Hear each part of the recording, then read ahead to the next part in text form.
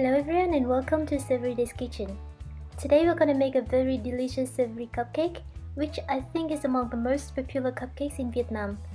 Basically, it's a simple sponge cake, but the thing that makes it so special is the savory topping, which includes a layer of creamy cheese sauce, a salty egg yolk, some pork floss, and sometimes even sausages and herbs to your taste. Some months ago, I already shared the recipe for this cake, and at that time it was a big cake with many layers. The cake of today is not just its cupcake version, but more than that, this recipe is particularly for beginners or for those of you guys who don't have an oven, because these cupcakes can be baked in either a microwave or a steamer. We start with preparing the cheese sauce. Add into a saucepan the egg yolk and sugar. Whisk well until the egg yolk turns pale and bright. Then sift in the cornstarch and whisk until the mixture is smooth. Next, gradually pour the milk into this mixture and keep mixing constantly. Note that the milk should be lukewarm but not too warm, otherwise it will cook the egg and makes the custard turn cold.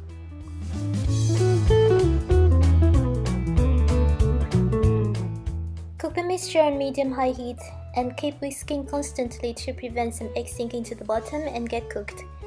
After about 3 to 4 minutes, the mixture will start to get thicker, and as soon as we see that the mixture is quite thick like in the video, remove the pan from heat and whisk vigorously to avoid lumps. We want to have a very smooth custard like this. If you feel like your custard is too thick, then add 1 or 2 teaspoons milk and mix well. While the custard is still very hot, quickly add in the butter and cheese. This is the kind of cheese that I use for this recipe, but if you can't find them at your place, then you can replace it with cream cheese. Mix very well for the butter and cheese to melt and incorporate with the custard. And the final sauce should look like this. Transfer this sauce to a bowl and immediately cover the surface with the plastic wrap to prevent a crust from forming. Let it cool at room temperature.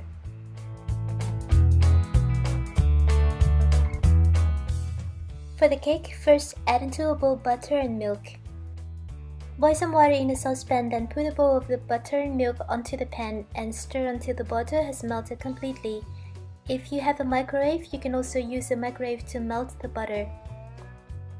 Then after the butter has melted, let the milk and butter mixture cool down a little bit. Meanwhile, we prepare the other ingredients. Put into a bowl the flour, baking powder, and sugar, then mix. Now that the butter and milk have cooled down, add in 1 egg and vanilla extract.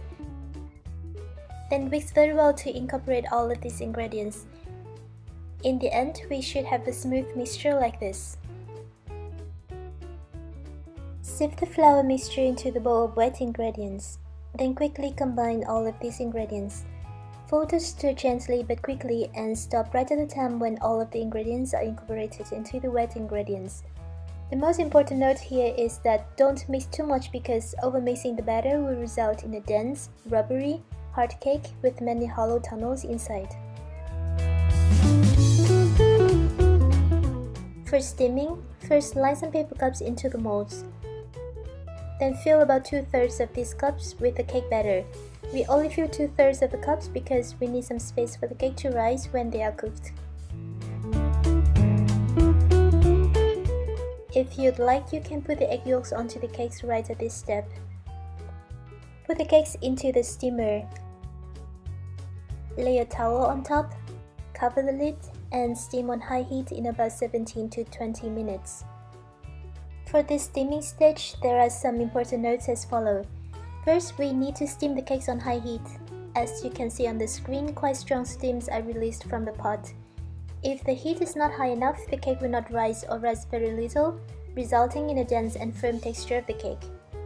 Second, make sure that when you put the cakes into the pot, the water is already boiling and releasing steams, or in other words, it's already hot inside the steamer when the cakes are put in.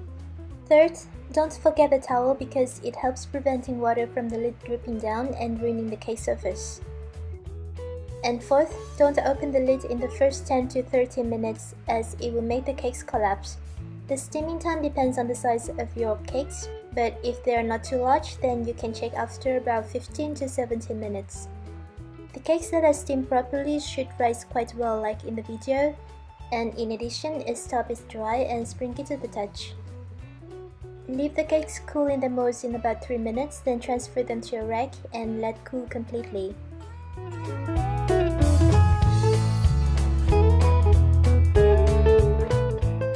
For this microwave method, first pour cake batter into ramekins, cups or mugs, and only fill about half of the cup. Then microwave them on 1200 watts in about 1 minute, and note that this time may vary depending on the power of the microwave and the size of your ramekins. The cakes are done when the top is just set, dry and springy to the touch like this. Also, the cakes should not pull away from the side of the ramekins. If they do, then they are overcooked. If you'd like to have more detailed instructions on making cakes in the microwave, particularly on how to set the time and wattage of the microwave, you can watch my tutorial on making mug cakes in the microwave by clicking on the button on the top right corner of the video.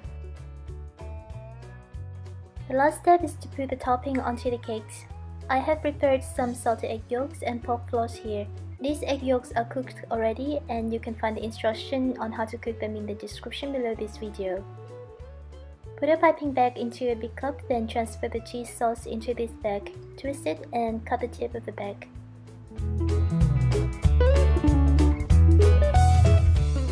For cupcakes that already have an egg yolk on top, we only need to put the cheese sauce and pork floss like this.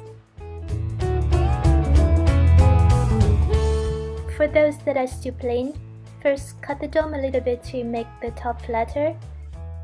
Then apply as much cheese sauce as you like.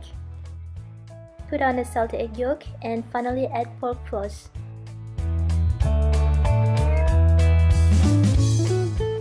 And we do the same with the microwave versions.